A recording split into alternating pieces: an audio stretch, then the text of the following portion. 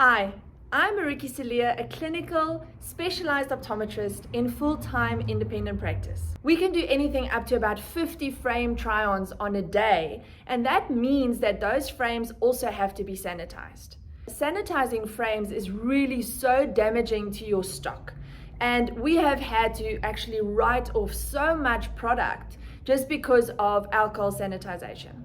But in this video, I want to actually go through some of the virtual try-on options that are available to us on the market. So let's go and get into it.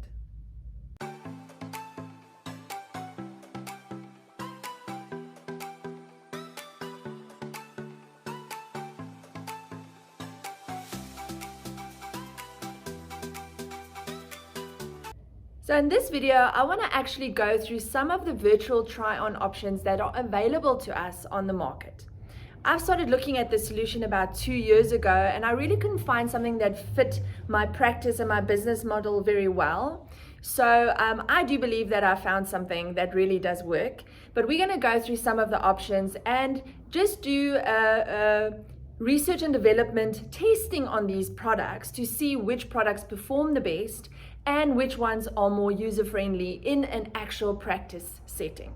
We use the Zeiss Visual Consult to actually do frame measurements in practice. So here you'll see the video on the left. I'm doing a manual PD dot in front of the mirror, and on the right we're doing the measurements with the Visual Consult and the iPad.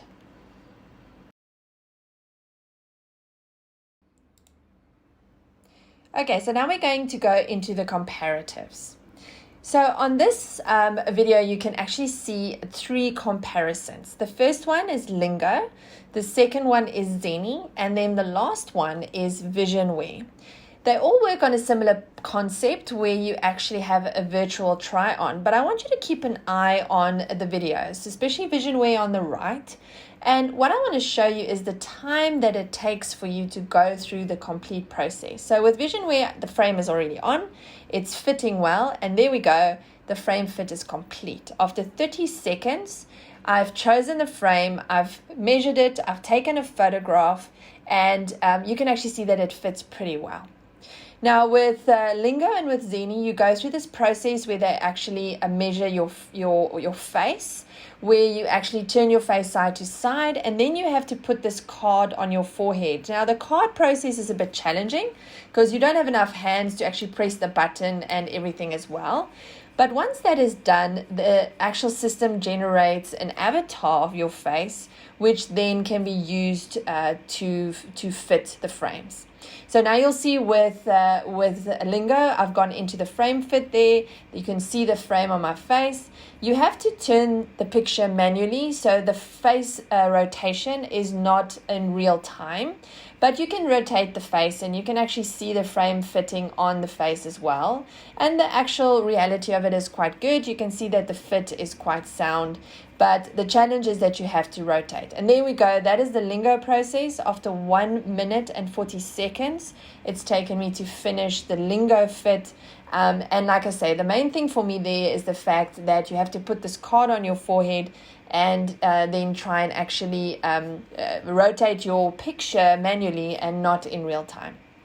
Now with Zenni, there was a problem with the card measurement, so it made me actually redo the measurement, which is why it is taking now a little bit longer.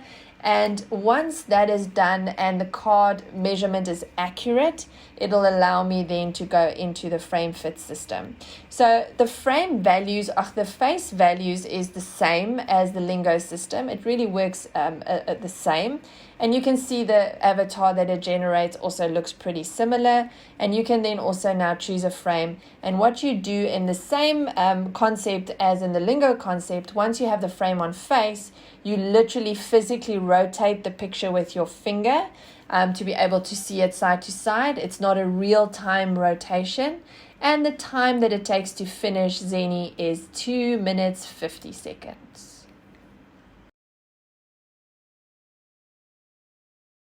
Okay, so that's the frame fit. And now we are looking at measurements. And the proof is in the pudding. In terms of measurements, how does it compare to the Visual Consult? So you'll see on these two pictures, the left one is the results from the Visio Consult and the right one is the measurements taken off of Visionware. That is the only program or app that I was able to get measurements from. None of the other apps automatically took measurements when I was actually fitting the frame. So because it's two different frames, we're not going to actually look at the frame value in this specific instance, but I do want to look specifically at the PDs.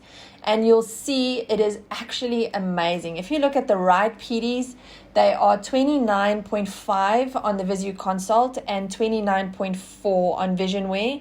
And Visionware is completely virtual, guys. There's no physical frame there. And then on the left eye, you'll see that on the Visio Consult, it's 29.7, and on Visionware, it is 30. And then the total PD, your overall PD is then 59.2 on the Vision Consult, the Zeiss system, whereas on Visionware, it gives you a 59.4. So in terms of accuracy and in terms of practice tools, this I think is absolutely incredible. You guys, in terms of the time that it saves and the accuracy that you're getting on the measurements, it really compares exceptionally well with the tool that I'm using in Office.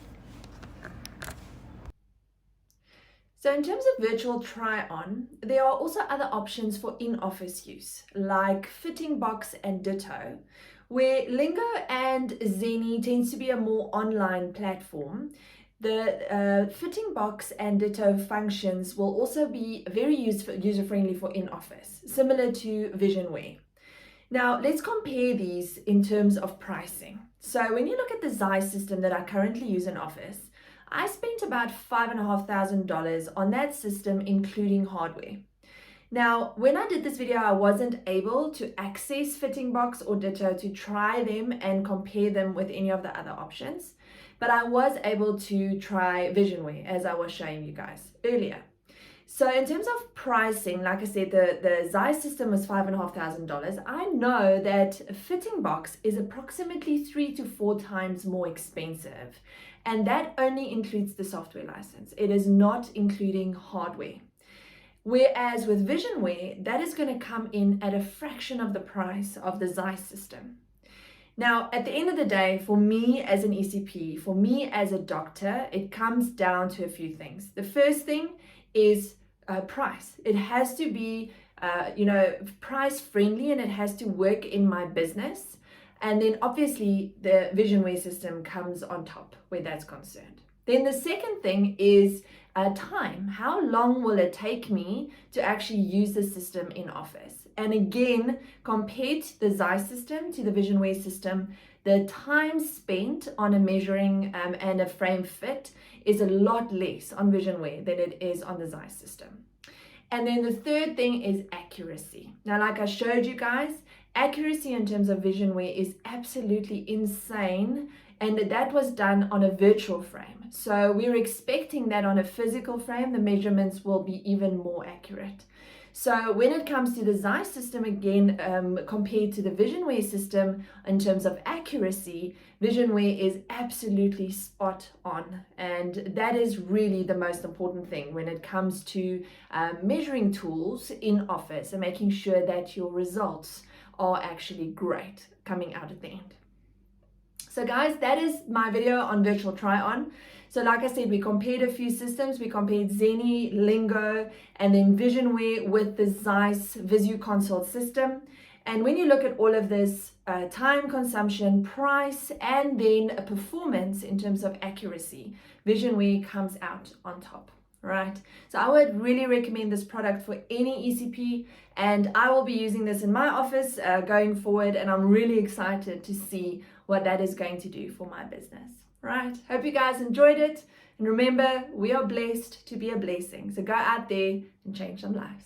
And if you're new to this channel, please go ahead and subscribe so that you don't miss out on the videos that are about to follow. Also, extra links will be posted in the description below the videos, and maybe some other things that I might have forgotten to say in the